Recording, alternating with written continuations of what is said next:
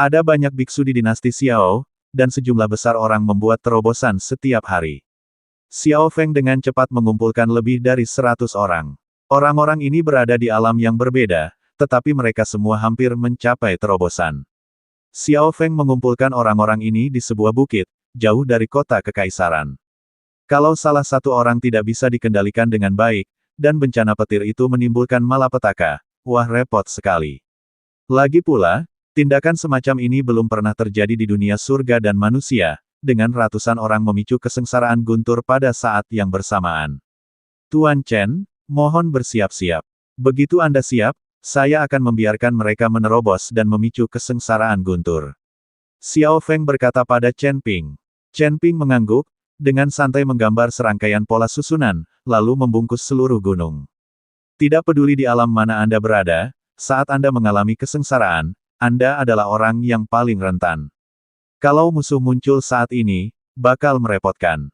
Mari kita mulai, kata Chen Ping. Xiao Feng berkata kepada ratusan kultivator, mulai. Saat Xiao Feng selesai bicara, awan gelap disertai guntur dan kilat tiba-tiba muncul di langit. Awan petir terus berkumpul, dan akhirnya seluruh langit menjadi hitam, dan Anda tidak dapat melihat tangan Anda di depan Anda.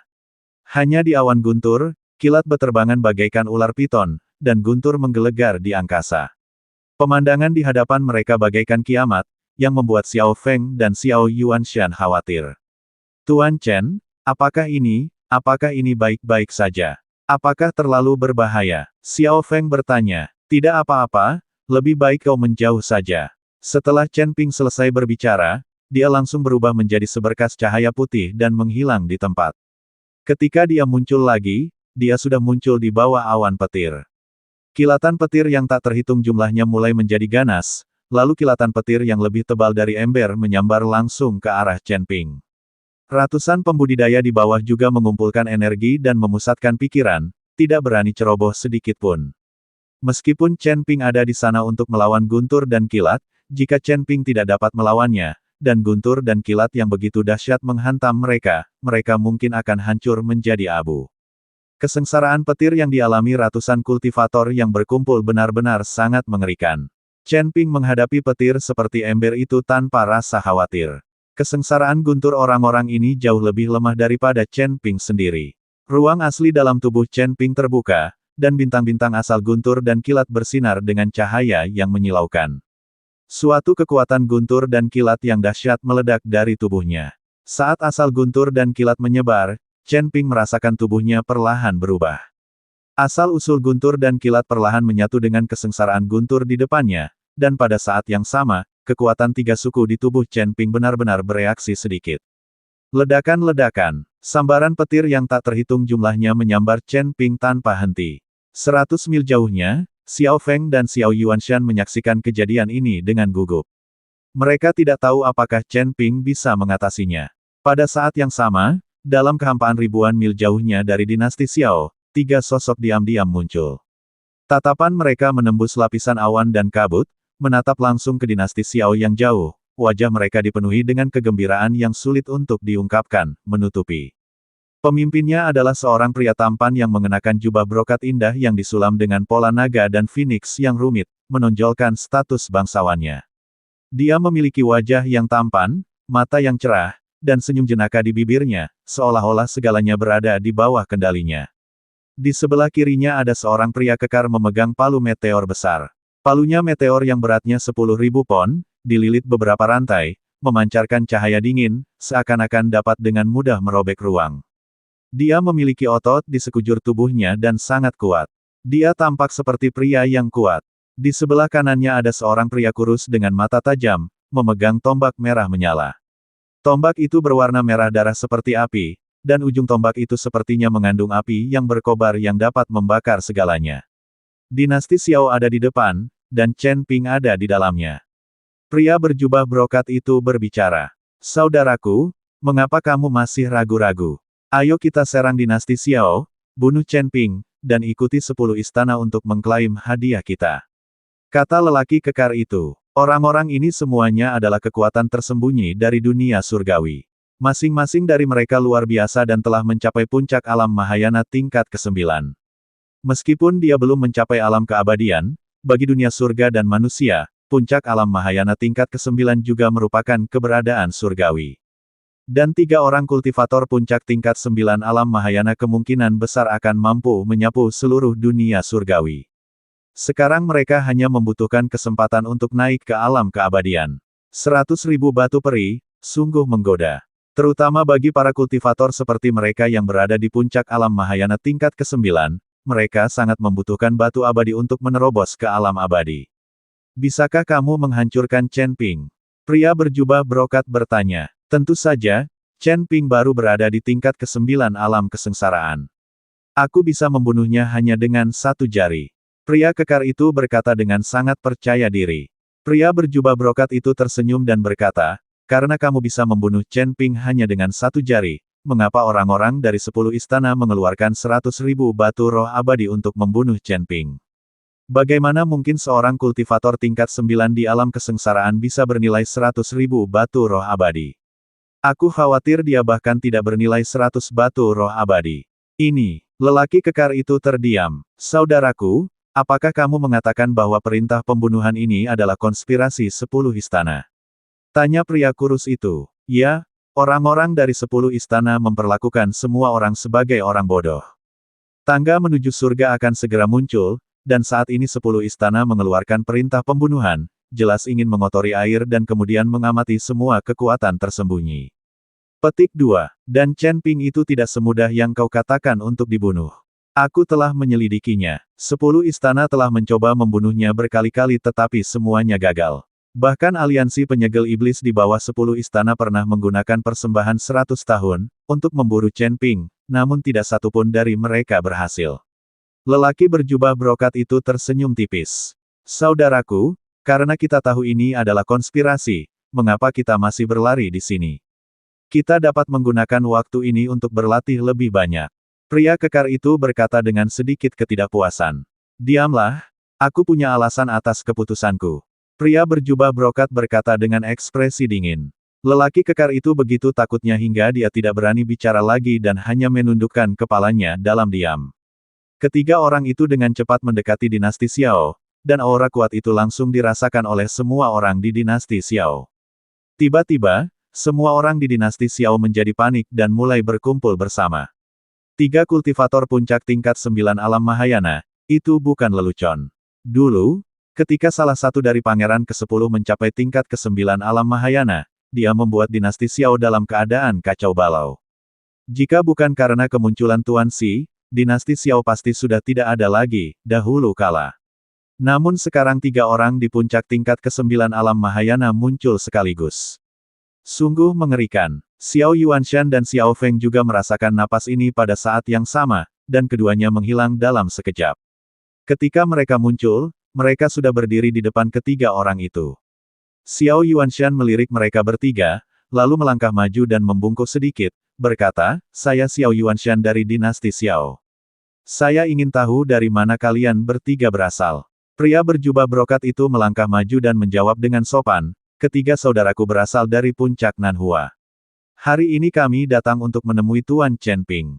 Puncak Nanhua. Xiao Yuanshan sedikit terkejut, tetapi kemudian dia menyadari bahwa ketiga orang ini seharusnya berasal dari kekuatan tersembunyi. Jadi dia buru-buru berkata, sungguh disayangkan, Tuan Chen sedang berlatih, jadi saya tidak dapat melihat Anda. Apakah kalian teman Tuan Chen? Jika ya, kalian dapat meninggalkan nama kalian, dan saya akan meneruskannya kepada Tuan Chen setelah dia menyelesaikan pelatihannya. Kita bukan temannya. Bagaimana mungkin dia, seorang kultivator biasa di alam kesengsaraan, layak menjadi teman kita? Kita di sini untuk membunuhnya. Biarkan dia keluar dan mati. Pria kekar itu mendengus dingin dan berkata kepada Xiao Yuanshan. Begitu lelaki kekar itu selesai bicara, muka lelaki berjubah brokat itu berubah jelek. Xiao Yuanshan dan Xiao Feng keduanya mengerutkan kening dan segera mengambil posisi. Jika kau ingin membunuh Tuan Chen, kau harus menghancurkan dinasti Xiao terlebih dahulu. Begitu Xiao Yuanshan selesai berbicara, ratusan kultivator naik ke udara dan berdiri di belakang Xiao Yuanshan serempak. Pada titik ini, suasana antara kedua belah pihak menjadi tegang. Saat itu, Yun Li sedang menggambar sesuatu di dalam ruangan, sementara Silan menepuk punggung Yun Li dari belakang. Benar-benar ramai. Bahkan ada orang idiot yang percaya perintah pembunuhan dan datang ke dinasti Xiao untuk membunuh Chen Ping. Yun Li tersenyum sedikit dan berkata, Yun Li, apa yang harus kita lakukan? Apakah kamu butuh bantuan? Aku khawatir dinasti Xiao tidak dapat menghentikan orang-orang yang datang. Silan bertanya, jangan khawatir, aku sudah mati sekarang, dan orang mati tidak peduli dengan apapun. Setelah Yun Li selesai berbicara, dia terus melukis dengan konsentrasi penuh. Di udara di atas istana Kaisar Xiao, lelaki berjubah brokat itu tersenyum dan berkata kepada Xiao Yuanshan, Kaisar Xiao, jangan salah paham. Kakakku tidak bisa bicara, kami tidak punya niat jahat. Kami hanya datang ke sini untuk melihat-lihat. Guru Chen, saya sudah bilang kalau Tuan Chen sedang berlatih dan tidak punya waktu. Xiao Yuanshan berkata dengan suara dingin. Sekarang setelah dia mengetahui niat pihak lain, Xiao Yuanshan tidak lagi menunjukkan ekspresi bagus. Pria berjubah brokat itu tersenyum dan berkata, tidak apa-apa. Kita akan menunggu Tuan Chen keluar dari pengasingannya. Tolong beritahu Kaisar Xiao saat waktunya tiba. Setelah berkata demikian, lelaki berjubah brokat itu melambaikan tangannya, dan ketiga lelaki itu pun mundur ke belakang, menjauhi dinasti Xiao. Melihat ini, Xiao Yuanshan pun memimpin anak buahnya kembali ke dinasti Xiao. Melihat Xiao Yuanshan memimpin anak buahnya kembali ke kota kekaisaran, lelaki kekar itu berkata dengan nada tidak puas, saudaraku, dengan kekuatan dinasti Xiao, kita. Diam kau, dasar bodoh. Pria berjubah brokat itu tidak menunggu pria kekar itu selesai berbicara dan berteriak keras, berharap dia bisa menamparkan pria itu 2 kali. Lelaki kurus di samping juga berkata, apakah seekor keledai menendang otakmu? Aku belum pernah melihat orang sebodoh dirimu. Mendengar hal itu, lelaki kekar itu langsung marah dan berteriak, tidak apa-apa kalau kau memarahiku, tapi kau pikir kau ini siapa? Aku kan adikmu yang kedua, begitukah caramu berbicara padaku? Jadi apa? Saudara kedua, kamu tidak punya otak, jadi kamu tidak diizinkan berbicara. Pria kurus itu juga melotot, tidakkah kamu memikirkannya? Kekuatan dinasti Xiao hanyalah seekor semut di depan kita, tetapi Xiao Yuanshan bukan tandingan kita, mengapa kau tidak takut sama sekali, dan bahkan bertindak seolah-olah kau siap bertarung sampai mati? Dia bodoh. Dia tidak tahu kekuatan kita bertiga. Pria kekar itu menjelaskan, omong kosong, kita bertiga sama sekali tidak menyembunyikan aura kita, jadi bagaimana mungkin Xiao Yuanshan tidak tahu? Jika dia tidak tahu, bagaimana mungkin dia bisa menghentikan kita secara langsung? Lalu mengapa Xiao Yuanshan sama sekali tidak takut pada kita adalah karena ada seorang guru yang mendukung dinasti Xiao, dasar bodoh. Pria kurus itu mengumpat dengan marah. Dasar bajingan, lelaki kekar itu menjadi gelisah dan hendak bertindak. Baiklah. Pria berjubah brokat itu berteriak dingin, menghentikan kedua orang itu dari berdebat, dan kemudian melanjutkan, oh terbenar. 10 istana mengirim orang untuk menyerang dinasti Xiao, tetapi mereka semua kembali dengan kekalahan. Ini membuktikan bahwa ada seorang master di belakang dinasti Xiao. Petik 2. Saya juga mendengar bahwa rota dari 10 istana terbunuh seketika dan kemudian bangkit kembali. Bagaimana mungkin seorang kultivator biasa melakukan ini? Apa, kau bisa dibangkitkan? Kata lelaki kekar itu dengan tidak percaya. Saya baru saja mendengarnya. 10 istana tidak akan mengeluarkan 100.000 batu roh abadi tanpa alasan dan membiarkan orang lain melakukan sesuatu yang sangat mudah dilakukan.